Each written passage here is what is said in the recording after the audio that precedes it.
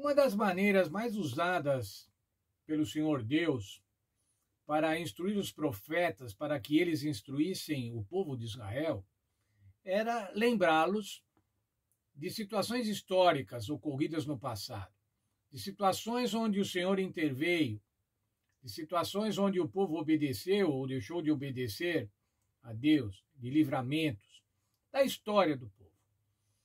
Os versos 3 e 4 de Deuteronômio 4 lembram de um evento, de um triste evento, um evento de Baal, Baal Peor, ou Baal do Monte Peor.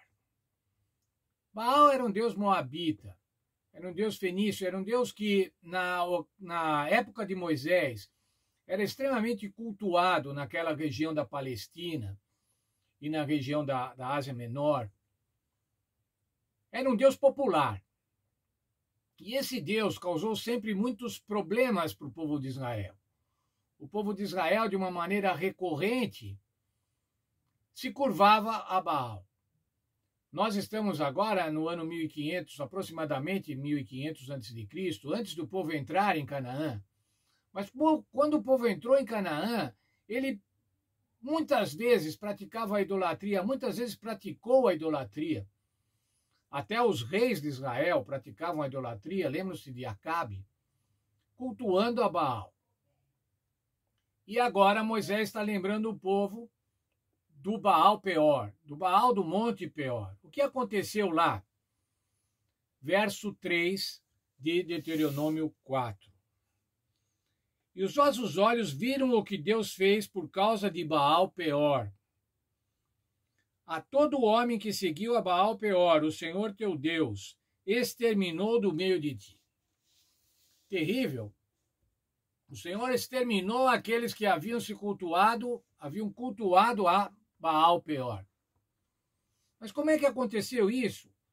Como é que o povo vai e se corrompe e passa a praticar a idolatria? Antes é preciso se apostatar. É preciso se afastar da vontade de Deus. E como é que você se afasta? Como é que funciona essa questão da apostasia? A apostasia é inteligente, irmãos. Ela é sagaz, ela é traiçoeira, ela é enganadora. Ninguém sai pecando de uma vez. Ninguém sai praticando a idolatria de uma vez. Mas se olharmos lá o que aconteceu com o povo de Israel, no livro de Números, que relata essa situação, Números 25, relata essa situação nos versos 1 a 15, o que aconteceu com o povo. Primeiramente, irmãos, eles tiveram uma atração sexual pelas mulheres moabitas. Essa questão da atração sexual, irmãos, permeia a humanidade desde sempre. Ainda hoje a gente vê cada coisa que acontece, cada crime que acontece, cada situação por causa da atração sexual. E não foi diferente naquele momento histórico. As prostitutas cultuais, ou seja, as sacerdotisas de Baal, seduziram aos homens hebreus, aos homens de Israel. Se nós olharmos lá no relato de Números, a gente vê, havia uma festa, havia uma adoração. E nessa festa, nessa adoração, na verdade, irmãos, uma adoração sexual, uma orgia. Nesta situação, irmãos, os homens, os filhos de Deus, do povo de Deus, foram sacrificar a Baal Peor. Foram adorar a Baal. Mais ainda, irmãos, um deles trouxe até uma mulher daquelas sacerdotisas cultuais, trouxe para o acampamento. Isso provocou, irmãos, a ira divina. Lembram-se que eu tenho dito, a questão com Deus é fidelidade. Nós devemos ser fiéis a Deus, o povo de Deus tem que ser fiel a Deus. E quando nós nos afastamos de Deus, irmãos, quando nós somos infiéis, nós aborrecemos a Deus. E por conta desse aborrecimento que a nação causou, houve uma praga, houve uma série de enforcamentos e uma praga onde morreram 24 mil pessoas. Nessa mesma situação, Finéias, um servo de Deus, se manifestou frontalmente contra o que estava acontecendo, agindo frontalmente contra o que estava acontecendo, e foi instituído o sacerdócio para os filhos de Abraão. Mas o Senhor efetuou o juízo somente sobre os idólatras. Amanhã nós vamos ver o que não aconteceu, o que aconteceu com os que não se prostraram a Baal. Mas vamos pensar, irmãos, como é que o pecado se manifesta, como que o pecado se concretiza, como se ele é efetivo, ele se inicia no pensamento. Você desconfia da vontade de Deus. Você tem um desejo que não está de acordo com a vontade de Deus e você, então, racionaliza. Será que é isso mesmo que Deus quer? Será que é isso que Deus quer? Tá bom? Ou se não era para o passado? Deus queria isso no passado, hoje ele não quer mais. Hoje é mais do meu jeito. E daí, então, irmãos, nós tomamos uma atitude. O nosso pensamento, o nosso desejo, associado com a desconfiança da vontade de Deus, da palavra de Deus, se torna num ato, se torna numa atitude. E essa atitude pode se transformar num hábito, e esse hábito pode ser o novo modo de vida. De repente, você que era um cristão, você que fazia a vontade de Deus, você que estava bem na igreja, agora você está com um modo de vida totalmente diferente.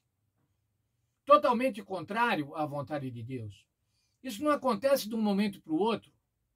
Como eu disse, irmãos, a apostasia, ela é insidiosa, ela é enganadora, ela vem aos poucos. A tentação, irmãos, vem customizada, vem segundo o desejo de cada um. Um pode ser tentado pelo apetite, outro pode ser tentado sexualmente, outro pode ser tentado pela desonestidade, pela vaidade. E Satanás aplica a cada um a tentação que deve ser a mais eficaz para fazer com que essa pessoa abandone a vontade de Deus. Mas ainda, irmãos, há um texto, um provérbio latino que diz mens sana in corpore sano. Se você tem uma mente sã, seu corpo também é são. Isso quer dizer, se você tem uma mente com bons pensamentos, o seu corpo, as suas atitudes vão atuar de maneira correta. E mais ainda, irmãos, também ao contrário. Se você tem um corpo, você deve ter um corpo saudável para que você possa ter também uma mente saudável.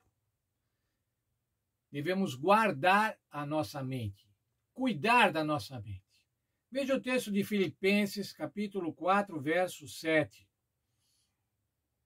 E a paz de Deus, que excede todo o entendimento, guardará os vossos corações e as vossas mentes em Cristo Jesus. Nós devemos ouvir a palavra de Deus, irmãos. Como ouvir a palavra de Deus? Através da paz. A paz de Deus, que excede todo o entendimento, guardará os vossos corações e as vossas mentes, o raciocínio, a vontade em Cristo Jesus. Como é que nós podemos estar sob essa atuação? Como é que nós podemos deixar que a paz de Deus guarde os nossos corações? Como é que nós podemos conhecer a paz de Deus? Salmo 119, 11. É um verso que provavelmente todos nós sabemos de cor. Escondi a tua palavra no meu coração para não pecar contra ti. Coloquei a tua palavra na minha mente. Guardei a tua palavra na minha mente. Para quê? O que isso vai produzir? Não vou pecar contra ti. É assim que tem que ser, irmãos. Nós devemos guardar a nossa mente, nós devemos estar vigilantes. Há uma frase que se fala, irmãos, no contexto político, que diz assim: o preço da liberdade é a eterna vigilância. Eu poderia transpor essa frase, mas dizer assim: o preço da santidade é a eterna vigilância. Vigiai. Me lembrei agora outro verso. Vigiai e orai para que não entreis em tentação. Que Deus nos abençoe, irmãos, e que a gente possa lembrar desses eventos históricos que a Bíblia relata. Lembrar que o pecado, irmãos, ele não acontece de uma hora para outra, imediatamente. Pode até acontecer, mas normalmente, para você pecar, para você se afastar de Deus, você tem que estar num processo de apostasia. Deus nos abençoe, irmãos, que se alguma vez nós entrarmos nesse processo, a gente perceba imediatamente, a gente seja vigilante e a gente use a palavra de Deus para voltar a fazer continuamente a vontade de Deus. Que Deus abençoe todos nós nesse sentido.